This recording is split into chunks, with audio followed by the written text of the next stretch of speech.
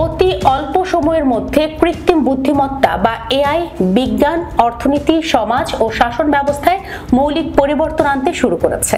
এর বড় একটি কারণ হলো এটি বিদ্যুতের মতোই বহুমুখী প্রযুক্তি, যার প্রয়োগের কোনো ধরা বাঁধা ক্ষেত্র বা সীমা নেই।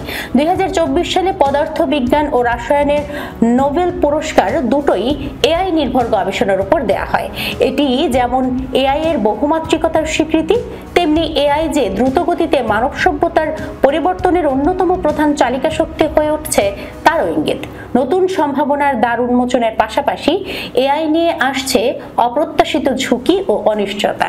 এআই পরবর্তী বিশ্ব কেমন হবে, এই প্রশ্ন এখন আলোচনার কেন্দ্রবিন্দুতে। প্রধান উদ্বেগগুলোর মধ্যে রয়েছে ব্যাপক কর্মসংস্থান হারানোর শঙ্কা, বৈষম্য বৃদ্ধি, যুদ্ধক্ষেত্রে এআই এর ব্যবহার এবং স্বয়ংক্রিয় প্রযুক্তি ও অ্যালগরিদমিক সিদ্ধান্ত গ্রহণে নৈতিক সংকট।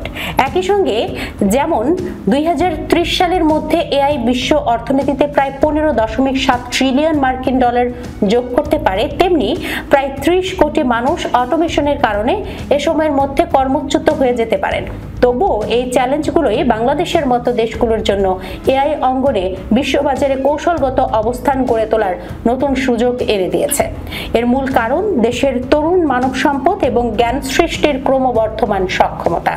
বাংলাদেশ এখন এমন এক অবস্থানে রয়েছে যেখানে এআই কে প্রবৃদ্ধি, উদ্ভাবন